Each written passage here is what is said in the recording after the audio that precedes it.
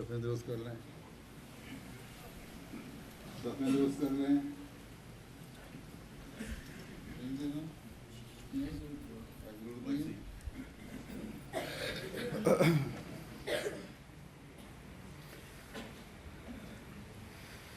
اللہ اکبر اللہ اکبر اللہ اکبر اللہ اکبر اللہ اکبر اللہ اکبر اللہ اکبر اللہ اکبر.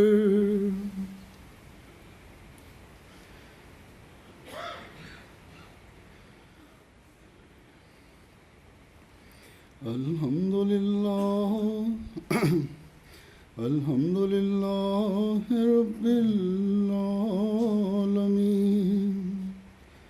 الرحمن الرحیم مالک یوم الدین ایاک نعبد و ایاک نستعین اهدنا الصراط المستقيم صراط الذين أنعمت عليهم غير المغضوب عليهم ولا الضالين.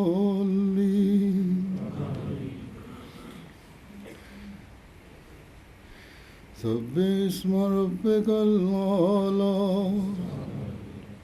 الذي خلق فسوى والذي قدر فهدى والذي أخرج المرعى فجعله غثاء أحوى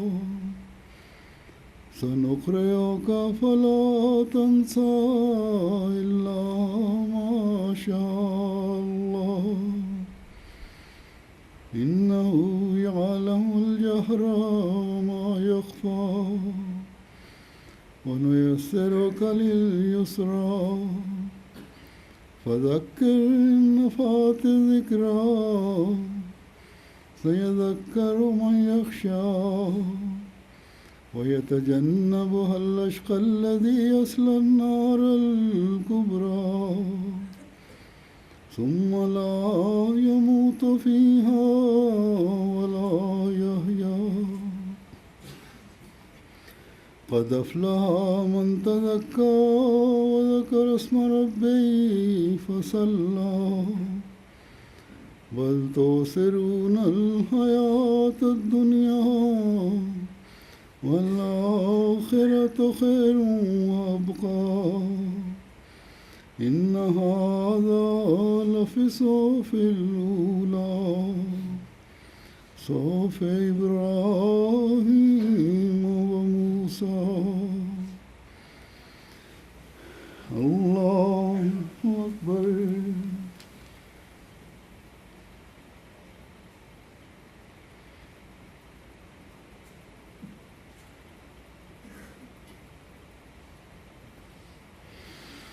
سمع الله لمن حمده.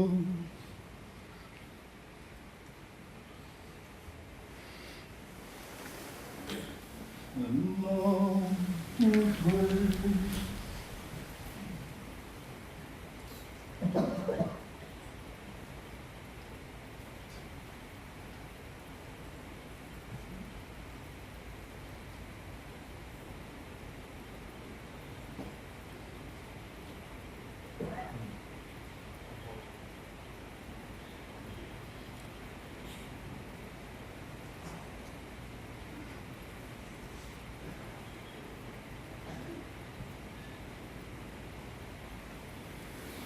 اللہ اکبر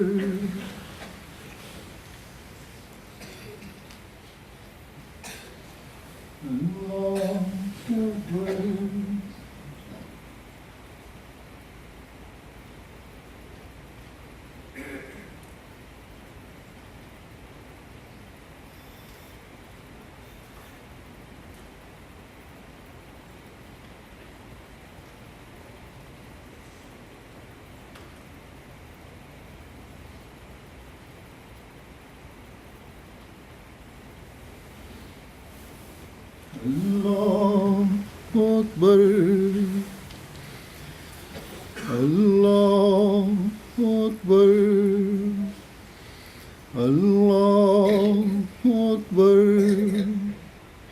الله أكبر الله أكبر الله أكبر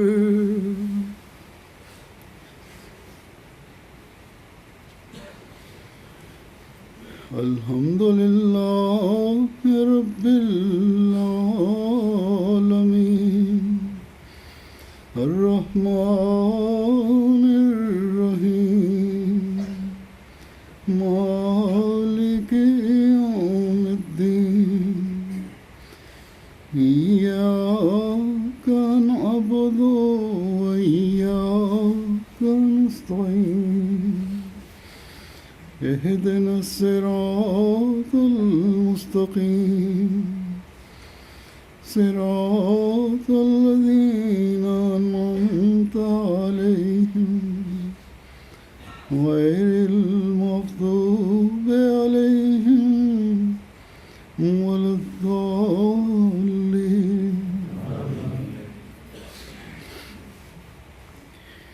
هل أتاك حديث الغاشية وجوه يومئذ خاشعة عاملة ناصبة تصلى نارا حامية تسقى من عين آنية ليس لهم طعام إلا من ضريع لا يسمن ولا يغني من جوع وجوه يومئذ ناعمة لسعيها راضية في جنة عالية لا تسمع فيها لاغية فيها عين جارية فيها سرر مرفوعة وأكواب موضوعة ونمارق مصفوفة وزرابي مبثوثة أفلا ينظرون إلى الإبل كيف خلقت وإلى السماء كيف رفعت وإلى الجبال كيف نصبت وإلى الأرض كيف سطحت فذكر إنما أنت مذكر لست عليهم بمسيطر إلا من تولى وكفر فيعذبه الله العذاب الأكبر إن إلينا إيابهم ثم إن علينا حسابهم الله أكبر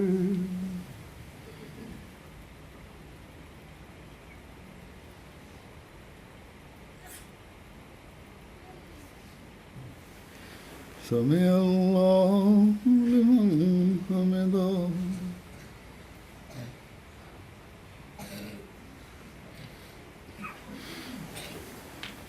الله أكبر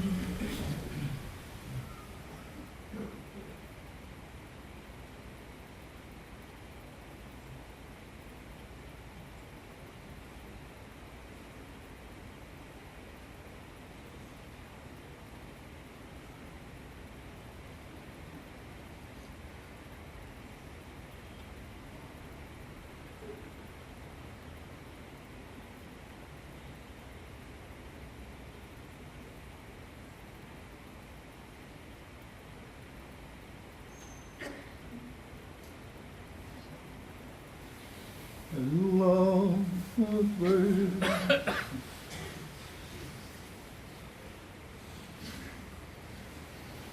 الله أكبر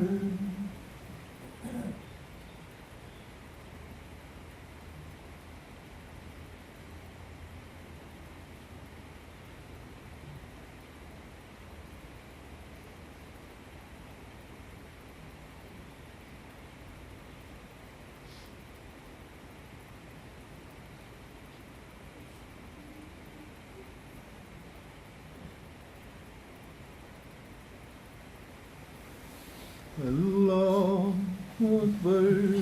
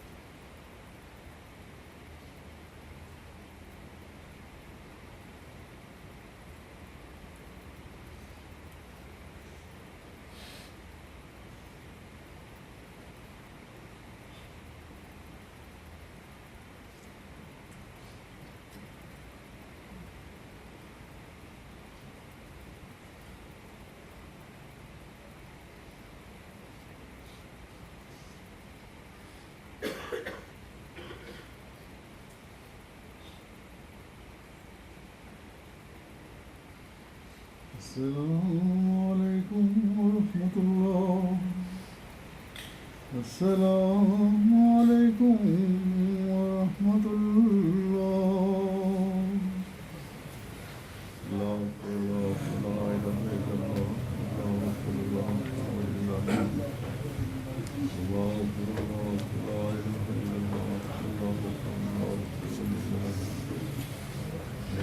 أكبر.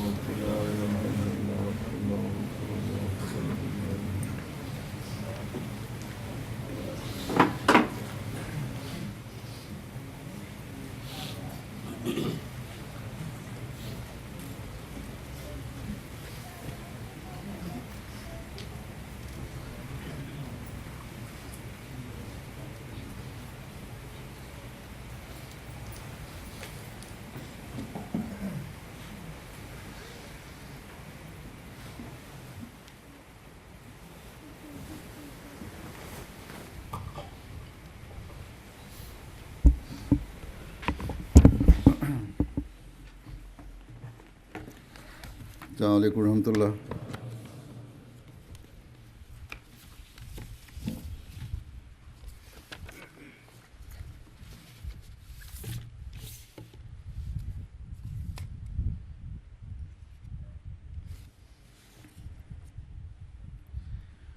أشهد أن لا إله إلا الله وحده لا شريك له وأشهد أن محمدا عبده ورسوله. أما بعد فأعوذ بالله من الشيطان الرجيم. بسم الله الرحمن الرحيم. الحمد لله رب العالمين. الرحمن الرحيم. مالك يوم الدين. إياك نعبد وإياك نستعين اهدنا الصراط المستقيم صراط الذين أنعمت عليهم غير المغضوب عليهم ولا الضالين لن ينال الله لحومها ولا دماؤها ولكن يناله التقوى منكم كذلك سخرها لكم لتكبروا الله على ما هداكم وبشر المحسنين. اس آیت کا ترجمہ ہے کہ ہرگز اللہ تک نہ ان کے گوشت پہنچیں گے اور نہ ان کے خون، لیکن تمہارا تقوی اس تک پہنچے گا. اسی طرح اس نے تمہارے لیے انہیں مسخر کر دیا ہے تاکہ تم اللہ کی بڑائی بیان کرو اس بنا پر کہ جو اس نے تمہیں ہدایت عطا کی اور احسان کرنے والوں کو خوشخبری دے دے.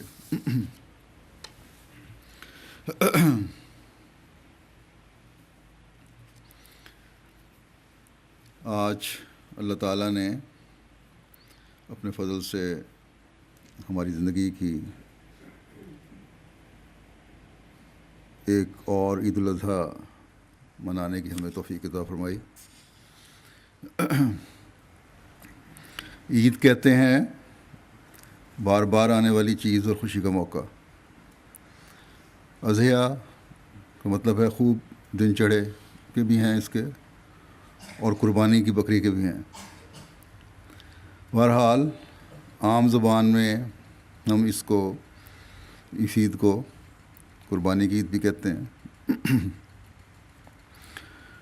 اس نام قربانی کی عید نے عموماً مسلمانوں میں یہ تصور پیدا کر دیا ہے کہ یہ خوشی کا موقع آیا ہے کہ جانوروں کو ذبح کرو اور خوشیاں مناؤ، گوشت کھاؤ، بس یہ عید ہو گئی. اس لیے ہم دیکھتے ہیں کہ اس عید پر مسلمان لاکھوں کی تعداد میں بلکہ کروڑوں کی تعداد میں جانور ذبح کرتے ہیں. مکہ میں جو حج ہوتا ہے وہیں لاکھوں جانور ذبح ہو جاتے ہیں.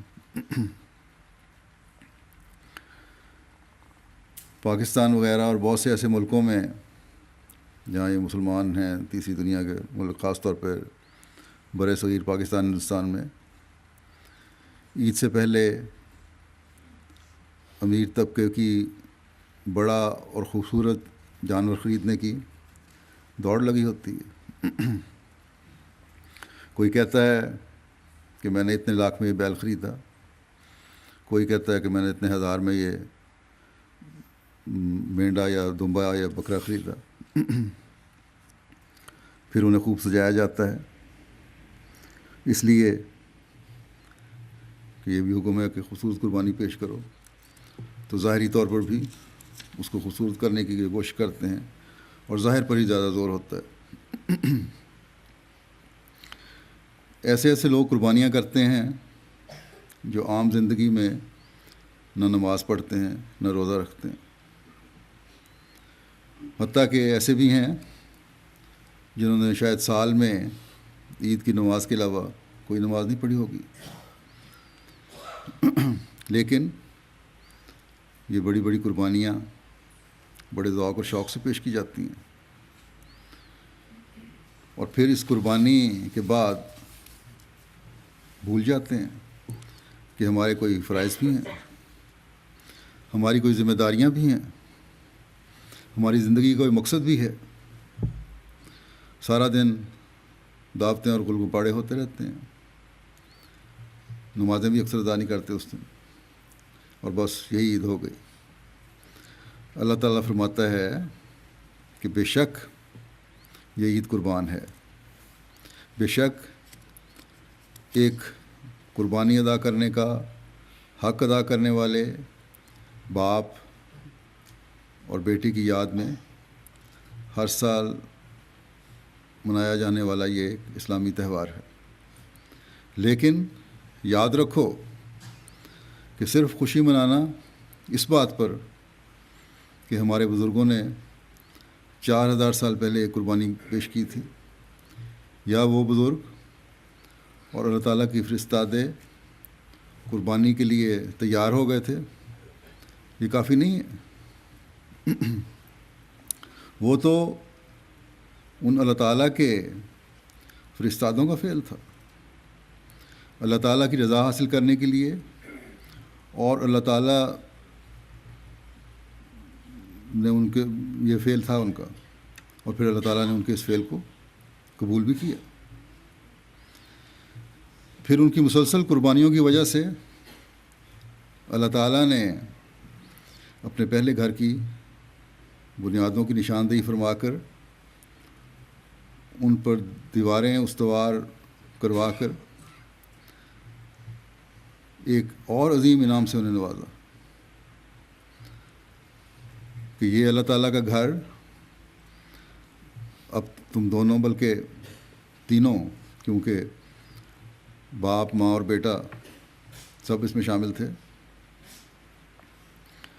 سب کو آئندہ آنے والے لوگوں کے لیے ہمیشہ یاد رکھا جانے والا بنانے کا انتظام کر دیا۔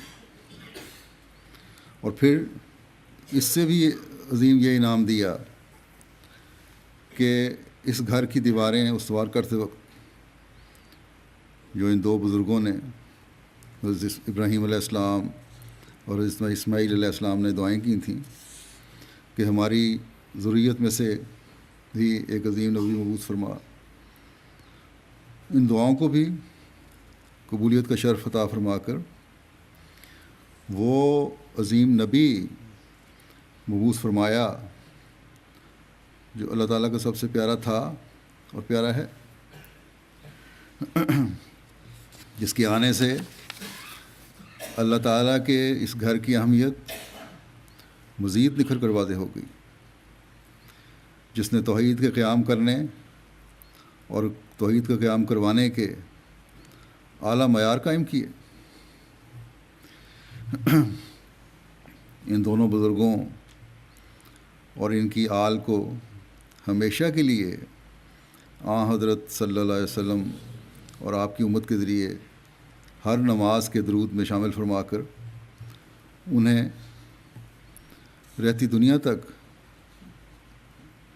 امت مسلمہ کی دعاؤں میں شامل کر لیا۔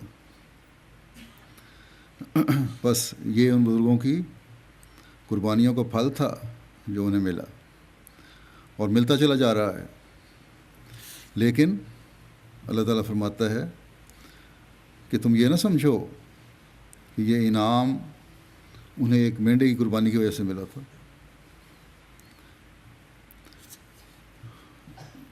اور ایک بکرے یا مینڈے یا گائے کی قربانی سے تم بھی انعامات کے وارث بن جاؤ گے۔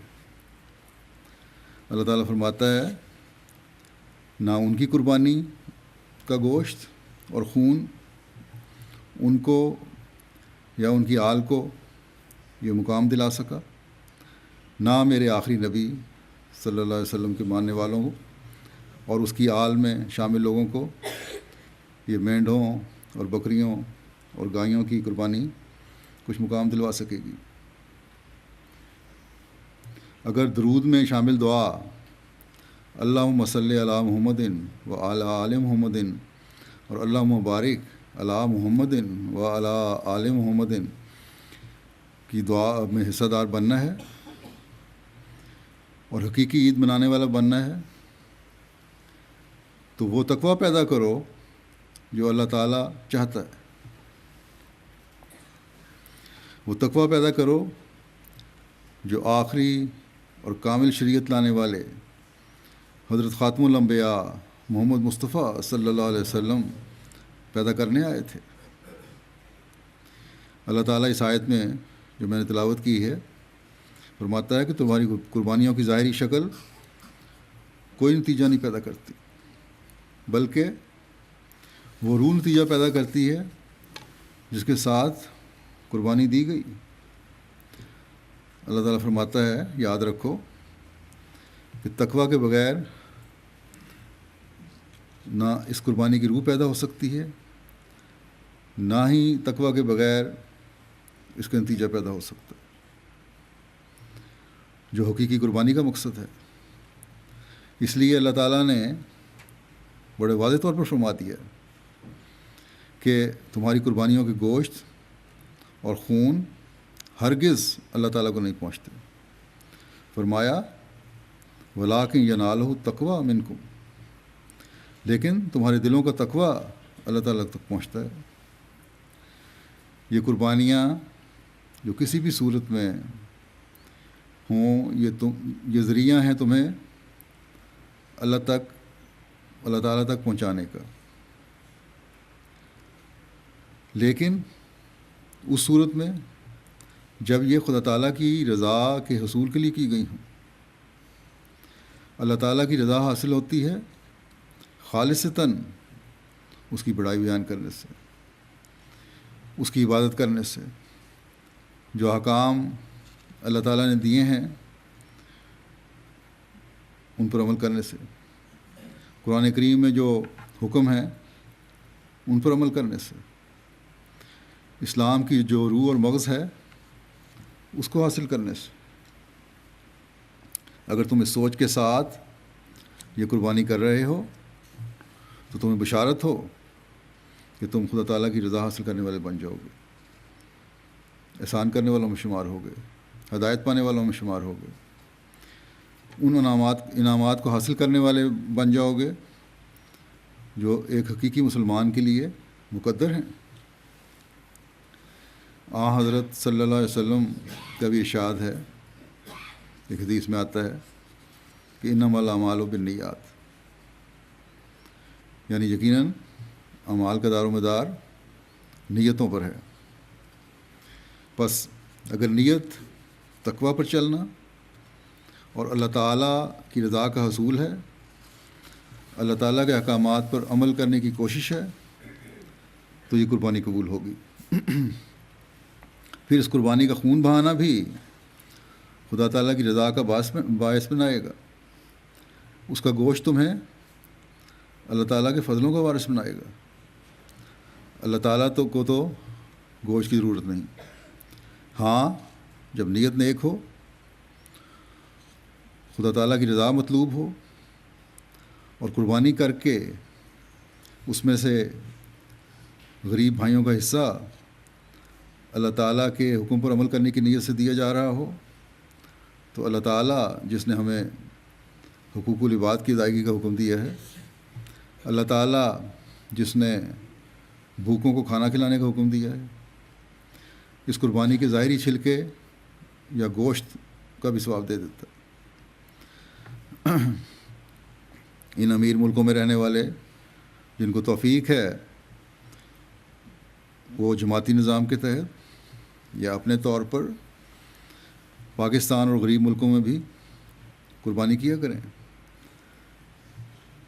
کیونکہ ایسے بھی ہیں جن کو مہینوں گوشت کھانے کو نہیں ملتا، اور بعض دفعہ عید پہ بھی کھا رہے ہوتے ہیں یا مہینے کے بعد کہیں کھاتے ہیں، تاکہ خدا تعالیٰ کی رضا حاصل کرنے والے بنیں۔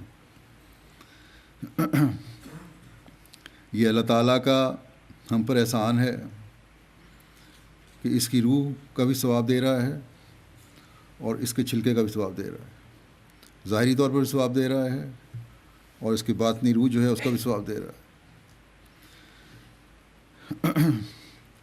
جب اللہ تعالیٰ نے فرمایا کہ بشر المحسنین، تو یہ نہ سمجھ لیں کوئی کہ یہ اس نیکی کی وجہ سے اللہ تعالیٰ اسے احسان کرنے والوں میں شمار کر رہا ہے۔ محسن کا مطلب دوسروں کو فائدہ پہنچانے والا بھی ہے، محسن کا مطلب نیکیوں پر چلنے والا بھی ہے، اور محسن کا مطلب صاحب علم بھی ہے. بس یہاں اللہ تعالیٰ بشارت دے رہا ہے انہیں جو علم رکھتے ہیں اور اس حقیقت کو جانتے ہیں کہ تقویٰ قربانی کی روح ہے، نہ کہ ظاہری قربانی. اور اس علم کی وجہ سے نیکیوں میں آگے بڑھنے والے ہیں اور بڑھنے کی کوشش کرتے ہیں، اور نیکیوں میں آگے بڑھنے کی وجہ سے اللہ تعالیٰ کی رضا کی بشارت پانے والے ہیں، ہدایت پانے والے ہیں، اس کے انعامات سے حصہ لینے والے ہیں. بس احسان اللہ تعالیٰ کا ہے، بندے کا نہیں، کہ اس عمل پر جو تقویٰ پر بنیاد ہو اللہ تعالیٰ بندے کو نواز رہا ہے. ہمیشہ ایک حقیقی مومن اپنے سامنے یہ چیز رکھتا ہے اور رکھنی چاہیے کہ تقویٰ کے بغیر کوئی نیکی نہیں ہے، یہ صرف دکھاوا ہے. اور دکھاوے کی نمازیں پڑھنے والوں کو بھی خدا تعالیٰ نے بڑی سخت تنبیہ فرمایا فویل للمصلین، کہ نمازیوں کے لیے ہلاکت ہے. ایک طرف اللہ تعالیٰ فرماتا ہے کہ وما خلقت الجن والانس الا لیعبدون، یعنی میں نے جنوں اور انسانوں کو صرف اپنی عبادت کے لیے پیدا کیا ہے. اور عبادت کی انتہا حضرت صلی اللہ علیہ وسلم نے ہمیں یہ بتائی کہ عبادت کا مغز نماز ہے، یعنی سب عبادتوں کی معراج نماز ہے. آپ نے فرمایا اپنی حالت بیان کرتے ہوئے کہ نماز میری آنکھ کی ٹھنڈک ہے. بس وہ نمازیں جو اس روح کے ساتھ پڑھی جائیں جس کا اسوہ حسنہ ہمارے سامنے حضرت صلی اللہ علیہ وسلم نے قائم فرمایا، تو یہ آنکھوں کی ٹھنڈک بھی ہیں، عبادت کا مغز بھی ہیں، مقصد پیدائش کو پورا کرنے والی بھی ہیں. لیکن دوسری طرف اگر اس کے بغیر ہیں اور حقوق العباد کی نفی کرتی ہیں، ایک طرف نمازیں ہیں اور دوسری طرف لوگوں پر ظلم ہو رہا ہے، تو یہ تقویٰ کے بغیر ہیں، اور یہی پھر ہلاکت کا باعث بن جاتی ہیں. بس ہماری قربانیاں اور ہماری عبادتیں تقویٰ چاہتی ہیں، وہ معیار چاہتی ہیں یا ان معیاروں کے حصول کی کوشش چاہتی ہیں جن کا اسوہ ہمارے سامنے ہمارے آقا و مطاع حضرت محمد رسول اللہ صلی اللہ علیہ وسلم نے پیش فرمایا. بس ہمیں یاد رکھنا چاہیے کہ تقویٰ کے بغیر نہ عبادتیں کام کی ہیں نہ قربانیاں کام کی. اس روح کو ہمیں اپنے اندر پیدا کرنے کی ضرورت ہے.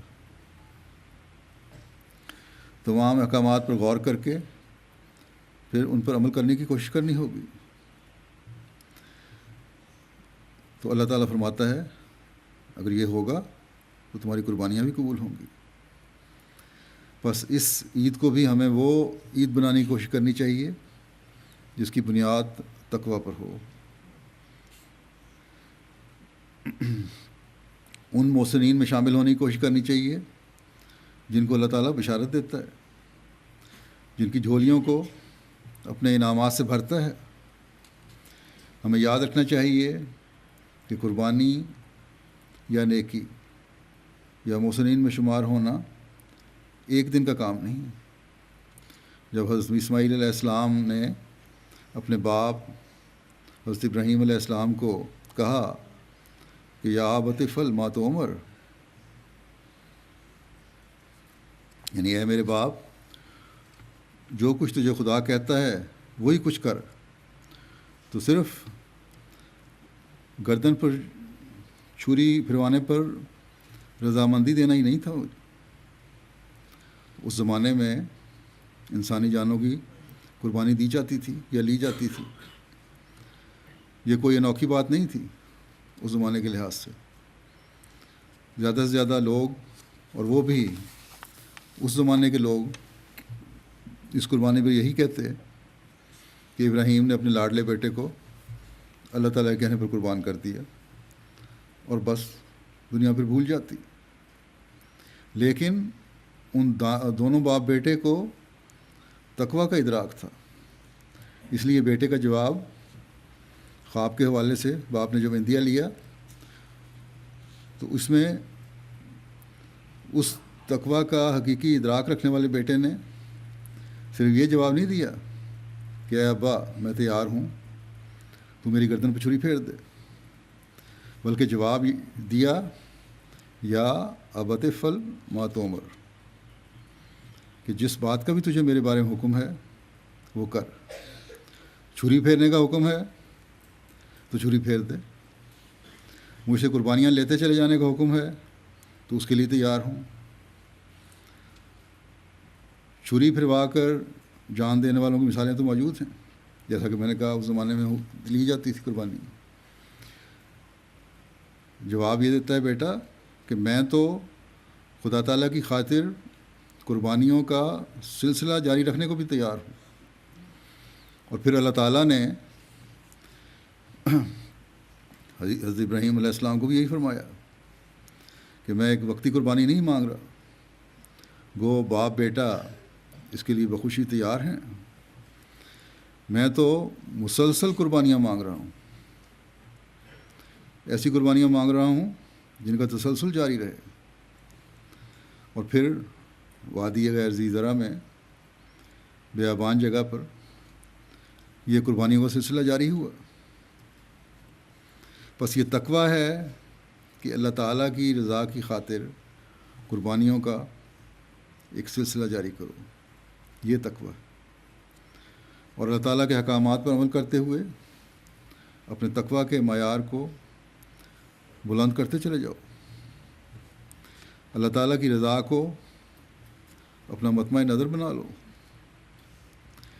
یہ اسماعیلی صفات ہیں جو آج کی عید ہمارے اندر پیدا کرنے آئی ہے، اور ان صفات کی معراج ہمارے آقا و مولا حضرت محمد رسول اللہ صلی اللہ علیہ وسلم ہیں، ان میں نظر آتی ہے یہ، جن کو اللہ تعالیٰ نے اس رنگ میں خراج تحسین پیش کیا کہ فرمایا کہ کل انا صلاتی و نسکی و محیایا و مماتی للہ رب العالمین. تو کہہ دے کہ میری نماز اور میری قربانی اور میری زندگی اور میری موت اللہ تعالیٰ کے لیے ہے جو تمام جہانوں کا رب ہے. بس یہ وہ مقام ہے جو ہمارے لیے اسوہ حسنہ ہے.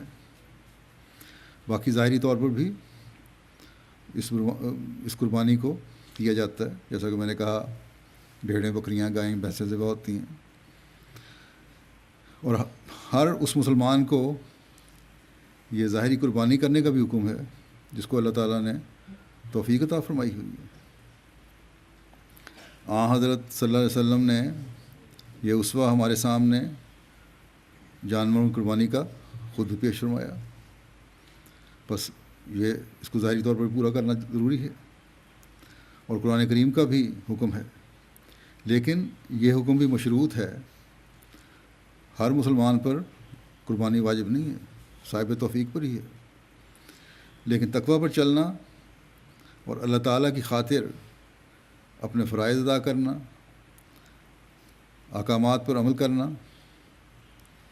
ہر ایک پر فرض ہے، چاہے وہ غریب ہے، چاہے وہ امیر ہے، چاہے وہ مرد ہے یا وہ عورت ہے، یا جوان ہے یا بوڑھا ہے. نماز ہر ایک پر فرض ہے. 5 وقت کی نماز اگر ادا نہیں کر رہے تو یہ سال کے بعد کی عید قربانی کچھ فائدہ نہیں دے گی.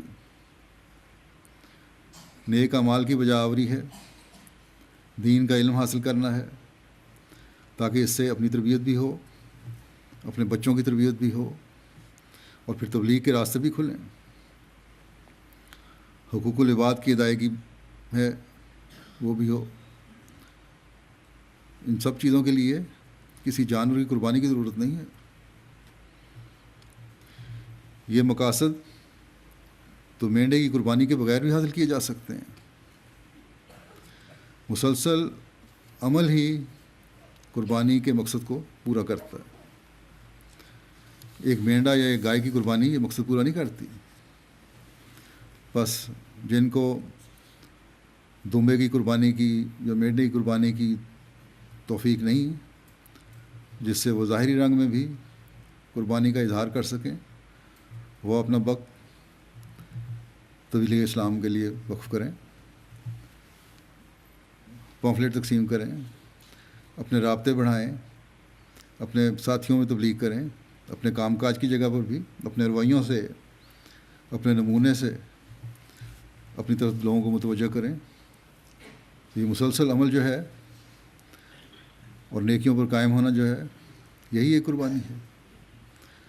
اسلام کی خوبصورت تعلیم کا دنیا پر اظہار کریں. اللہ تعالیٰ کے فضل سے بہت سے احمدی ہیں جو مسلسل قربانی دے رہے ہیں. جان کی قربانی کی ضرورت پڑتی ہے تو جان بھی قربان کر رہے ہیں. آپ میں سے بھی بعض کے عزیزوں نے ایسی قربانیاں دی ہیں جو یہاں آئے ہیں اب. اور پاکستان میں تو احمدی جان ہتھیلی پر رکھ کر اس جان کی قربانی کے لیے ہر وقت تیار ہیں اور کرتے ہیں اور کرتے چلے جا رہے ہیں.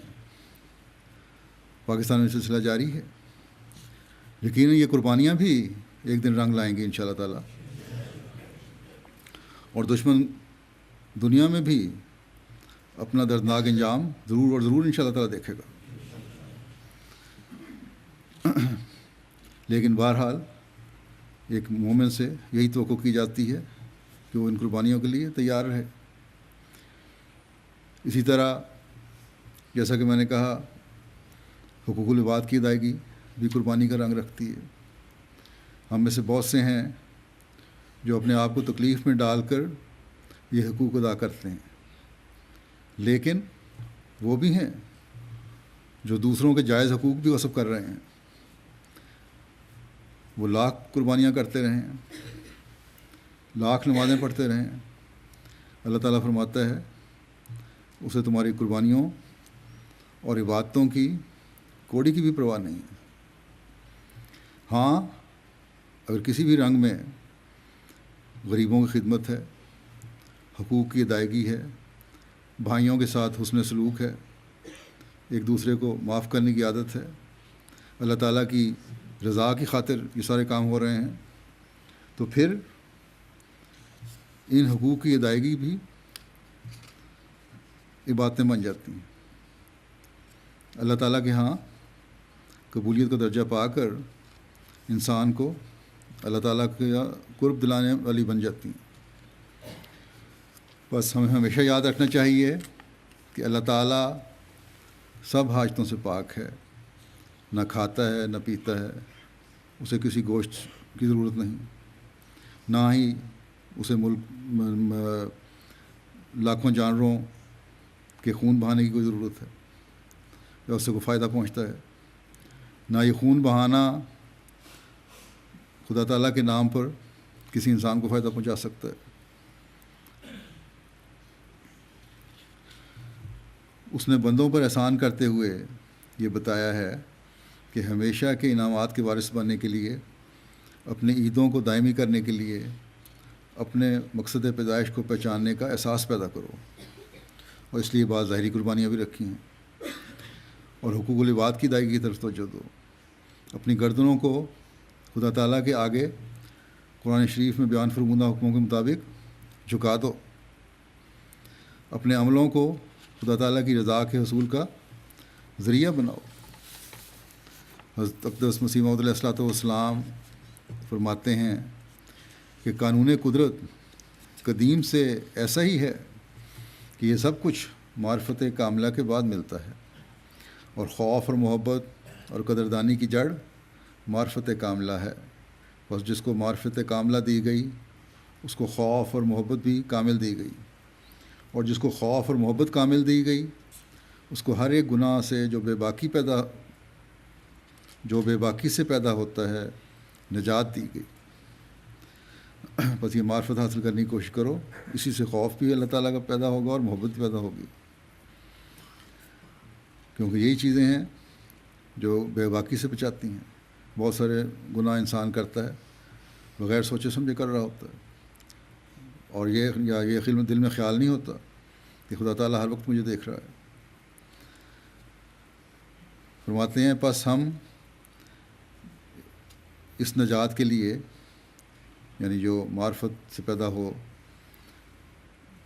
اور بے باکی سے نجات پیدا ہوتی ہے، جو اس نجات کے لیے نہ کسی خون کے محتاج ہیں اور نہ کسی سلیب کے محتاج ہیں، نہ سلیب کے حاجت مند اور نہ کسی کفارے کی ہمیں ضرورت ہے، بلکہ ہم صرف ایک قربانی کے محتاج ہیں جو اپنے نفس کی قربانی ہے، جس کی ضرورت کو ہماری فطرت محسوس کر رہی ہے۔ ایسی قربانی کا دوسرے لفظوں میں نام اسلام ہے۔ اسلام کے معنی ہیں ذبح ہونے کے لیے گردن آگے رکھ دینا، یعنی کامل رضا کے ساتھ اپنی روح کو خدا کے آستانے پر رکھ دینا۔ یہ پیارا نام شریعت کی روح اور تمام احکام کی جان ہے۔ ذبح ہونے کے لیے اپنی دلی خوشی اور رضا سے گردن آگے رکھ دینا کامل محبت اور کامل عشق کو چاہتا ہے، اور کامل محبت اور کامل معرفت کو چاہتی ہے۔ بس اسلام کا لفظ اسی بات کی طرف اشارہ کرتا ہے کہ حقیقی قربانی کے لیے کامل معرفت اور کامل محبت کی ضرورت ہے، نہ کسی اور چیز کی ضرورت۔ اسی کی طرف خدا تعالیٰ قرآن شریف میں اشارہ فرماتا ہے، لن ینال اللہ لحومها ولا دماؤها ولکن ینالہ التقوی منکم، یعنی تمہاری قربانیوں کے نہ تو گوشت میری تک پہنچ سکتے ہیں اور نہ خون، بلکہ صرف یہ قربانی میرے تک پہنچتی ہے کہ تم مجھ سے ڈرو اور میرے لیے تقوی اختیار کرو۔ حضرت صلی اللہ علیہ وسلم کے صحابہ نے یہ تقوی اپنے اندر پیدا کیا تھا، جس کا بیان حضرت مسیح علیہ السلام فرما رہے ہیں، جس کی وجہ سے انہوں نے سمعنا و اطعنا کا کامل نمونہ دکھایا تھا۔ کامل معرفت انہیں حاصل ہوئی تھی اور کامل عشق کے نمونے پھر اس وجہ سے انہوں نے دکھائے۔ اللہ تعالیٰ اور اس کے رسول سے کامل محبت کے لیے کی وجہ سے شراب کے نشے پر بھی وہ غالب آ گئے۔ یہ محبت شراب کے نشے پر غالب آ گئی اور انہوں نے شراب کے مٹکے پہلے توڑے، پھر پتہ کیا کہ یہ حکم ان کے لیے ہے یا دوسروں کے لیے، یا اس حکم کی حقیقت کیا ہے۔ بس اس روح کی تلاش کی ضرورت ہے، اور جب یہ روح پیدا ہوگی تو یہ قربانیوں کی معراج کا حامل بنا کر خدا تعالیٰ کی رضا حاصل کرنے والا بنا دے گی۔ عید قربان کی روح کو دل میں یہ پھر بات اجاگر کرتی ہے، اللہ تعالیٰ کا پیارا بناتی ہے۔ ہمیشہ یاد رکھنا چاہیے کہ یہ مقام ہر وقت اس بات کو سامنے رکھے بغیر نہیں مل سکتا کہ خدا تعالیٰ میرے ہر قول و فعل کو دیکھ رہا ہے۔ ہر عمل اگر اس سوچ کے ساتھ ہے اور اللہ تعالیٰ کی خاطر ہے، اللہ تعالیٰ کا خوف ہے کہ وہ میرے ہر کام کو دیکھ رہا ہے، تو ہر دن ہی قربانی کے ثواب سے نوازنے والا ہے۔ بس ہم میں سے ہر ایک کا فرض ہے کہ خدا تعالیٰ کی رضا کے حصول کے لیے کی کوشش کریں، اللہ تعالیٰ کے خوف اور محبت کی معرفت کی تلاش کرے، وہ حقیقی عید منانے کی کوشش کرے جو جان، مال، وقت اور عزت کو قربان کرنے کے عہد کی حقیقت ہم پر واضح کرے۔ ہماری ہر عید اللہ تعالیٰ کی رضا کے حصول کے لیے ہو۔ اگر یہ سوچ ہو جائے تو پھر یہ عید سال کے بعد نہیں آئے گی، صرف جانوروں کی گردنوں پر چھریاں پھیرنے کی خوشی کے اظہار کے لیے نہیں ہوگی، صرف اس بات کے اظہار کے لیے نہیں ہوگی کہ میرے جانور سے اتنے کلو گوشت نکلا ہے، بلکہ وہ حقیقی عید ہوگی جو ان سب ظاہری اظہاروں سے بالا ہے۔ وہ عید ہوگی جو ہر روز آئے گی اور ہر دن جو ہم پر چڑھے گا انشاءاللہ تعالیٰ خدا تعالیٰ کی رضا کو لیے ہوئے چڑھے گا۔ اللہ تعالیٰ کرے کہ یہ حقیقی عید ہم منانے والے ہوں اور ہم بار بار اللہ تعالیٰ کے انعامات کے وارث بنتے چلے جانے والے ہوں، اور یہ انعامات ہم پر ہی ختم نہ ہو جائیں، بلکہ ہماری نسلیں تا قیامت اللہ تعالیٰ کی رضا کے حصول کے لیے کوشش کرتی چلی جانے والی ہوں، اس کے فضلوں کو حاصل کرتے چلے جانے والی ہوں، اللہ تعالیٰ کی رحمتوں اور برکتوں کو حاصل کرتی چلی جانے والی ہوں، اللہ تعالیٰ کے انعامات سے حصہ لیتی چلی جانے والی ہوں۔ خدا کرے کہ ایسا ہی ہو۔ خطبہ ثانیہ کے بعد دعا ہوگی۔ دعا کے میں ان سب شہداء کے درجات کی بلندی کے لیے بھی دعا کریں، ان کے لیے دعا کریں، ان کے عزیزوں کے لیے دعا کریں، اللہ تعالیٰ ان کو بھی صبر اور استقامت عطا فرمائے۔ اسیران جو ہیں اس وقت ہمارے دنیا کے مختلف جگہوں پر، پاکستان کے علاوہ بھی، ان کے لیے دعا کریں، اللہ تعالیٰ ان کی جلد رہائی کے سامان پیدا فرمائے۔ جو جھوٹے مقدمے ہمارے پر قائم کیے گئے ہیں احمدی ہونے کی وجہ سے، ان سے بریت کہ اللہ تعالیٰ سامان پیدا فرمائے۔ مالی قربانیاں پیش کرنے والے ہیں، ان کے لیے دعا کریں، اللہ تعالیٰ ان کو جزا دے، ان کے اموال و نفوس میں برکت دے۔ کسی بھی رنگ میں قربانیاں دینے والے ہیں، اللہ تعالیٰ ان سب کی قربانیوں کو قبول فرمائے۔ واقفین زندگی ہیں جو دنیا میں اور خاص طور پر ان علاقوں میں جہاں مخالفت کی آندیاں چل رہی ہیں، ڈٹے ہوئے ہیں اور اپنی خدمات سر انجام دے رہے ہیں، ان کے لیے دعا کریں۔ صرف پاکستان ہی نہیں، دنیا کے اور ملک بھی ہیں جہاں مخالفت ہے۔ جماعت پاکستان کے لیے بہت دعا کریں۔ وہاں حالات جیسا کہ کئی دفعہ پہلے بھی کہہ چکا ہوں بد سے بدتر ہو رہے ہیں، لیکن کسی نہ کسی انتہا پہ پہنچ کر پھر اللہ تعالیٰ کی پکڑ کے سامان بھی ہوتے ہیں۔ اللہ تعالیٰ جلد وہ سامان پیدا فرمائے۔ انڈونیشیا ہے، وہاں بھی مخالفت ہے، بعض علاقوں میں بہت زیادہ، بعض لوگ عرصے سے بے گھر ہیں احمدی ہونے کی وجہ سے، ان کے لیے دعا کریں، اللہ تعالیٰ ان کے سکون کے سامان پیدا فرمائے۔ ہر اس جگہ پر جہاں جماعت کی مخالفت ہے، وہاں کے احمدی پریشان ہیں، ان کے لیے دعا کریں، اللہ تعالیٰ ان سب کی پریشانیاں دور فرمائے۔ اور اس کے ساتھ ہی آپ سب کو بھی اور ایم ٹی اے کی وساطت سے ساری دنیا کے احمدیوں کو عید مبارک بھی ہو۔ اللہ تعالیٰ یہ عید ہمارے لیے بے انتہا برکتوں کے سامان لے کر آئے۔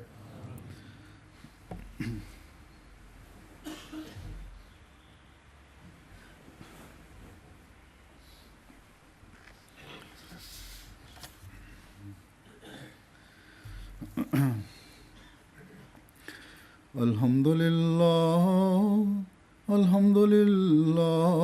نحمده ونستعینه ونستغفره ونؤمن به ونتوکل علیہ ونعوذ باللہ من شرور انفسنا ومن سیئات اعمالنا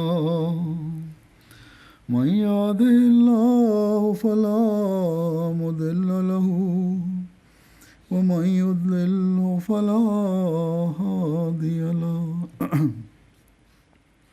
ونشهد أن لا إله إلا الله ونشهد أن محمدا عبده ورسوله عباد اللہ رحمکم اللہ ان اللہ یأمر بالعدل والإحسان وإیتاء ذی القربى